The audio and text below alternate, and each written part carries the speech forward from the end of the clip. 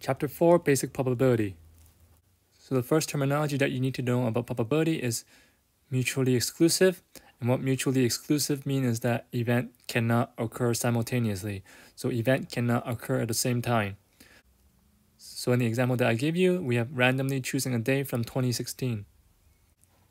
And then we have A equals to day in January, and then B equals to day in February. And what we can say is that A and B, event A and B, are mutually exclusive. They're mutually exclusive because if we choose any day of the year, there's no chance that event A and B will occur at the same time. So A and B cannot occur at the same time. And that's what we mean by mutually exclusive. There's no day in the year that is both in January and in February. So therefore, event A and B cannot occur at the same time. Next terminology that you need to know is collectively exhaustive.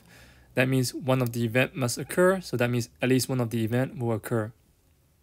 An example that I gave you here is that randomly choosing a day from 2016. And this time we have A is weekday, B is weekend, and then C is January, and then D is spring. And when we look at event A, B, C, D, we can say that they are collectively exhaustive, but not mutually exclusive. And what that means is that at least one of the event must occur. And this is always going to be true because if we choose any day of the year, it could be a weekday or weekend. And it could also be at the same time. We could also have them in January and in spring at the same time as well. There's a probability that it could be in the spring, it could be in January, and it could be a weekday or weekend. So therefore, they're collectively exhaustive.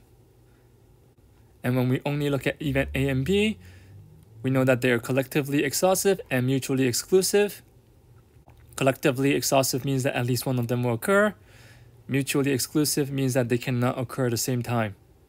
And this is true because if we choose any day of the year, it's going to be either a weekday or weekend. So that's why at least one of them will occur. And then they are mutually exclusive because if we choose any day of the year, it's either a weekday or weekend. It cannot be both. So that's why they are mutually exclusive. And that's the two terminology that you need to know. Mutually exclusive, event cannot occur at the same time.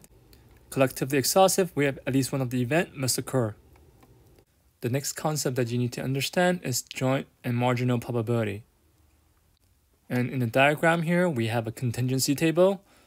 And in chapter 2, when we learn about contingency table, we know that contingency table is for two categorical variables. So one of the categorical variable here is in the row, we have A1 and A2. The second categorical variable here, we have in the column, we have B1 and B2. So these are two categorical variables. And when we have a contingency table, the total probability has to add up to 100%.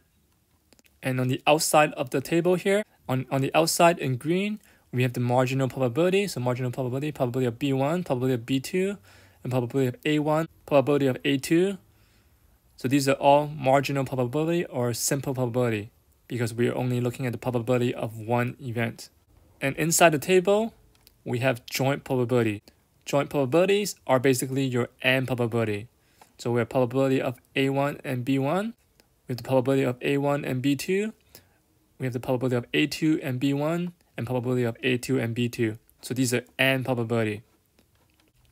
So the joint probability are in the inside and then the marginal probability are on the outside. And then next we have some formulas that you need to know. We have the additional rules. So if we were looking at the probability of A or B, then the probability of A or B equals to probability of A plus probability of B minus probability of A and B. So that's the formula that you need to know for all probability of A or B. Next formula that you need to know is conditional probability. Probability of A conditional B equals to probability of A and B divided by B. That's the conditional probability formula. And how we know when two events are independent is when probability of A conditional B equals to probability of A. When this is true, then we have event A and B are independent. And the next formula that we have for probability of A and B, probability of A and B equals to probability of A conditional B times probability of B.